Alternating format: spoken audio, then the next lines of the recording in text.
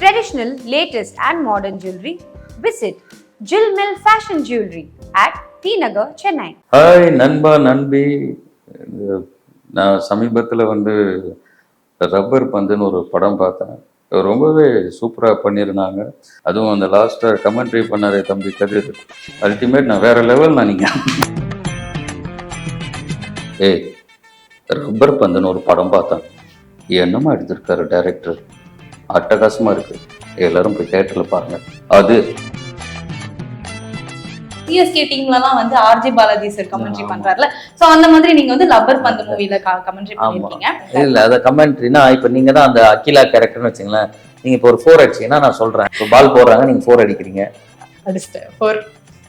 இது 4 அடிச்ச மாதிரி அந்த செருப்பால் அடிச்ச மாதிரி இருந்துச்சு.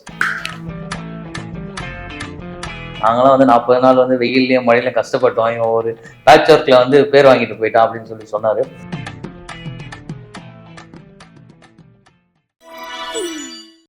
ஹாய் ஹலோ வணக்கம், welcome to take one Tamil. இன்னைக்கு நம்ம கூட யார் இணைஞ்சிருக்கான்னு பார்த்தீங்கன்னா ஆக்டர் கதிர். அவங்க கூட தான் இன்னைக்கு நம்ம இன்டர்வியூ பண்ண போகிறோம் அபவுட் லப்பர் பந்து மூவியை பற்றி.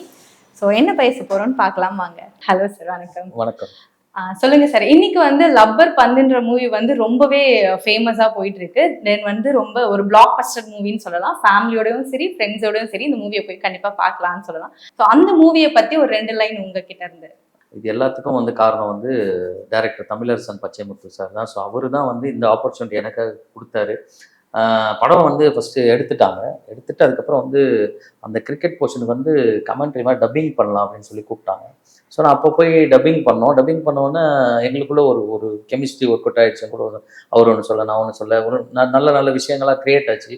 ஸோ அதுக்கப்புறம் அது விஷுவல் பண்ணலாம் அப்படின்னு சொல்லிட்டு ஒரு சின்ன ஒரு பேட்ச்ல எடுத்த ஷூட் தான் நீங்க பாக்குறது. ஒரு 3 hours தான் எடுத்தோம். 3 hours என்னோட போர்ஷன்ஸ் எடுத்து அதை உள்ள எடிட் பண்ணி உள்ள வச்சாங்க.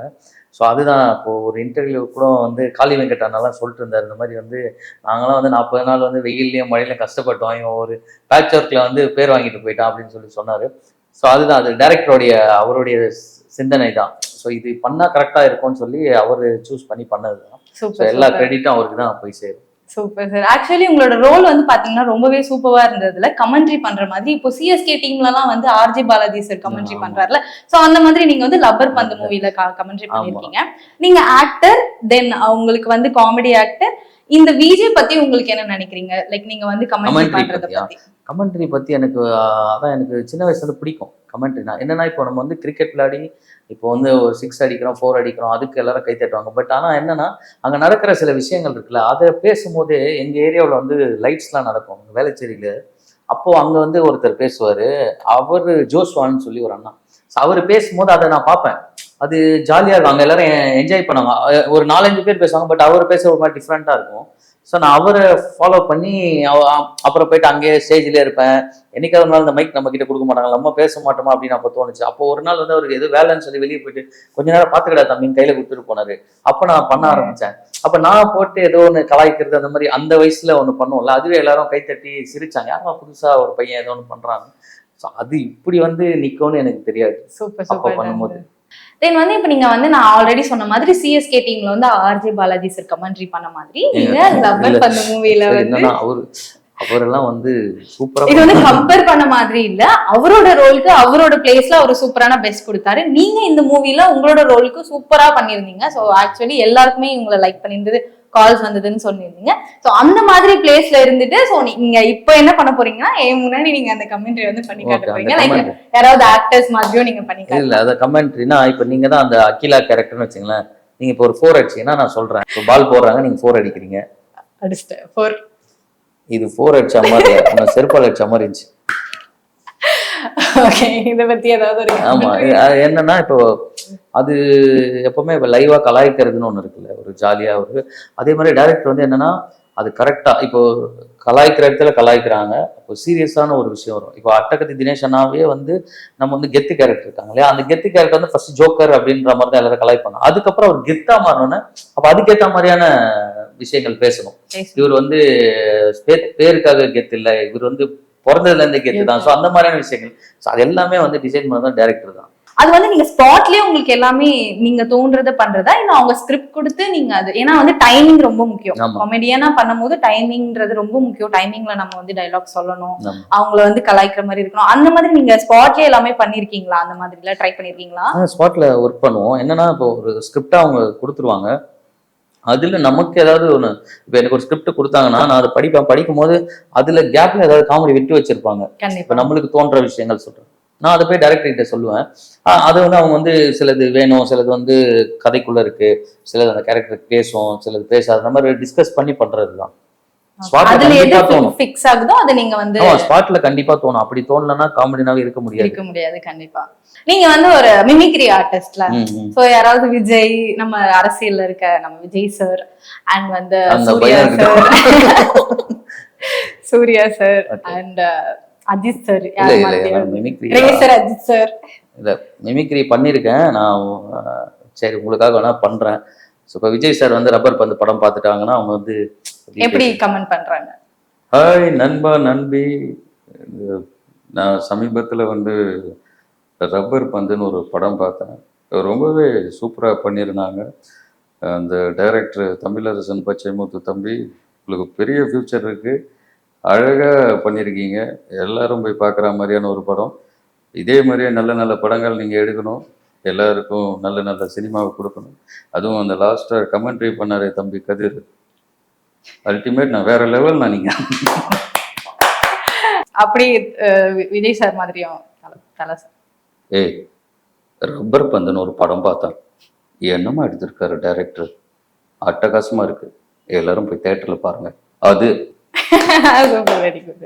சோ ரப்பர் பந்து மூவிக்கு அடுத்தபடியா உங்களை வந்து ஸ்டார் ஸ்போர்ட்ஸ் தமிழ்லயோ இல்ல வேற ஏதாவது ஐபிஎல்லையோ கமெண்ட்ரி பண்ண கூப்பிடுறாங்க அப்படின்னா, ஏன்னா நான் நிறைய மீம்ஸ் பார்த்தேன், சோ அதை வச்சுதான் கேட்கிறேன், அந்த மாதிரி ஒரு சான்சஸ் வந்துச்சு அப்படின்னா நீங்க கண்டிப்பா பண்ணுவீங்களா? கண்டிப்பா பண்ண வேண்டியதுதான். அங்கேயே மக்களை என்டர்டெயின் பண்ண தானே போறோம். எதுவாக இருந்தாலும் நம்ம வந்து போய் களத்துல இறங்கி, இப்போ நம்ம ஒரு விஷயம் தெரிஞ்சு பண்றது ஒண்ணு, கத்துக்கிறது ஒண்ணு. அப்படி எனக்கு தெரியல நான் கத்துக்கிட்டு பண்ணுவேன். நம்ம டாப் குக்கு டூப் குக்குல வந்து உங்களோட எக்ஸ்பீரியன்ஸை பத்தி சொல்லுங்க. நல்லா இருந்தது, சூப்பராக இருந்தது. எனக்குமே அது நியூ எக்ஸ்பீரியன்ஸ் தான். நான் நிறைய ஷோஸ் பார்த்துருக்கேன், இந்த மாதிரி ஷோஸ்.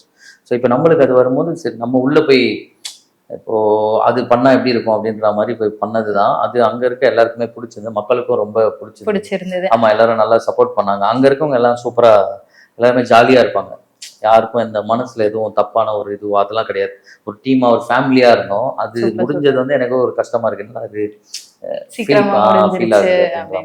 அங்க வந்து செஃப் வெங்கடேஷ் பட் அவரோட வந்து நாங்க வந்து ஒன்லி சோஷியல் மீடியால தான் பார்த்திருக்கோம், நீங்க கூடவே இருந்து அந்த ஷோல இருந்து பார்த்திருக்கீங்க. சோ அவரை பத்தி ஒரு 2 லைன்ஸ். அவர் வந்து ரொம்ப நல்ல மனுஷன். அவர்கிட்ட கற்றுக்க வேண்டியது நிறைய விஷயம் இருக்குது. அதில் எனக்கு பிடிச்ச விஷயம் என்னென்னா, அவர் வந்து அவரோட கேரக்டர் தான் எல்லா இடத்துலையும் இருப்பார். இப்போ பட் சார்னா அவருக்குன்னு ஒரு யூனிக்னஸ் இருக்குல்ல, அப்படி தான் எல்லா இடத்துலையுமே ட்ராவல் பண்ணுவார். இப்போ நம்ம கூட ஒரு இடத்துல வந்து நம்மளா இருக்க முடியாது கண்டிப்பா, ஆனா பட் அவர் அப்படி இல்லை, எல்லா இடத்துலையும் அது எனக்கு ரொம்ப பிடிக்கும். அந்த செட்லயே உங்களுக்கு வந்து பிடிச்ச ரொம்ப ஃபேவரட்டான பர்சன் யார் சொல்றீங்க? நான் தான். நீங்க தான்? இல்ல அப்படி இல்ல, வித்வுட் யூ நீங்க எல்லாரையுமே பிடிக்கும். அங்க இருக்க ஒரு பர்சன் வந்து ஒரு ஃபேவரட்டா இருப்பாங்கல்ல. இல்ல ஃபேவரட் எல்லாருமே பிடிக்கும் எனக்கு, அங்க எல்லாருமே ஃபேவரட் தான். அத நான் சொன்னல, அது ஒரு ஃபேமிலி மாதிரி, இவங்களுக்கு பிடிக்கும் அவங்களுக்கு பிடிக்கும்னு சொல்ல முடியாது. ஸோ நான் எல்லாரு கூடயுமே நான் வந்து டூப்பு குக்கா போயிருக்கேன். எல்லாரும் கூட நாங்க போகும்போதே ஒரு மாதிரி ஜாலியா ஒரு ஃபன்னான ஒரு காம்படிஷனா அதுல இருக்காது, ஜாலியா தான் இருக்கும்.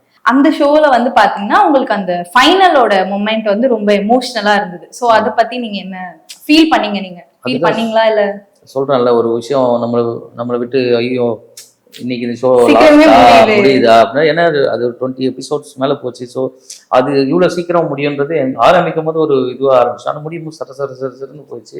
மக்கள் அது பயங்கர சப்போர்ட் பண்ணாங்க. அவங்களே வந்து ஏன் இன்னும் நீங்க வந்து எக்ஸ்டெண்ட் பண்ணிருக்கலாமே அப்படின்னு நிறைய கமெண்ட்ஸ் எல்லாம் போடுறாங்க. எனக்கு தெரிஞ்சு இன்னும் பார்ட் 2 வந்து சீக்கிரமா வந்துரும்னு நினைக்கிறேன். பார்ப்போம், எல்லாம் எக்ஸ்பெக்ட் பண்ணிட்டு இருக்காங்க, பீப்புள்ஸ் எல்லாம் கேட்டுட்டு இருக்காங்க. தென் வந்து அங்க நிறைய காம்போஸ் எல்லாம் இருக்காங்களா, உங்களோட ஃபேவரட் காம்போனா நீங்க யாரும் சொல்லுவீங்க? எனக்கு ஃபேவரட் காம்போனா சுஜாதா அம்மா தான் சொல்லணும். ஏன்னா அவங்க தான் போட்டு அடிச்சுக்கிட்டே இருப்பாங்க. அவங்க பேசுற அந்த டோன் எனக்கு ரொம்ப பிடிக்கும். அதுக்கப்புறம் வந்து நான் ஷாலி நிவேகாஸ் அவங்க இருந்தாங்க. ஓகே அவங்களும் நல்லா என்பி கூட இருக்கும்போது எனக்கு பிடிக்கும். அதான் எல்லாரும் கூடயும் ஒரு அண்ட் வந்து என்பி அண்ட் அதிர்ச்சி அருண் அவங்களோட காம்போ வந்து நல்லா இப்போ வைரல் ஆயிட்டு இருக்கு சோஷியல் மீடியா. அவங்களோட ஆல்ரெடி ஃப்ரெண்ட்ஸ் அவங்க. சோ அதனால வந்து அவங்க 2 பேருக்கு ஏற்கனவே ஒரு காம்போ ஃப்ரெண்ட்ஷிப் இருக்கு. சோ அப்ப அவங்க வந்து ஜாயின் ஆகும்போது இன்னும் கொஞ்சம் இப்ப இவரை பத்தி அவருக்கு தெரியும், அவரை பத்தி இவருக்கு தெரியும் இல்லையா, அதுல நிறைய விஷயங்கள் வந்து வந்தது. அண்ட் இப்போ வந்து பாத்தீங்கன்னா குக் வித் கோமாளில ஒரு இஷ்யூ போயிட்டு இருக்கு, லைக் விஜே சைட்ல இருந்து போயிட்டு இருக்கு. ஆஸ் விஜேவா நீங்க அந்த பிளேஸ்ல இருந்திருந்தீங்கன்னா எப்படி ஃபீல் பண்ணிருப்பீங்க, நீங்க எப்படி ரியாக்ட் பண்ணிருப்பீங்க? அங்க என்ன நடக்குதுன்னு எனக்கு தெரியாது, என்ன நடந்ததுன்னு நம்மளுக்கு தெரியாது.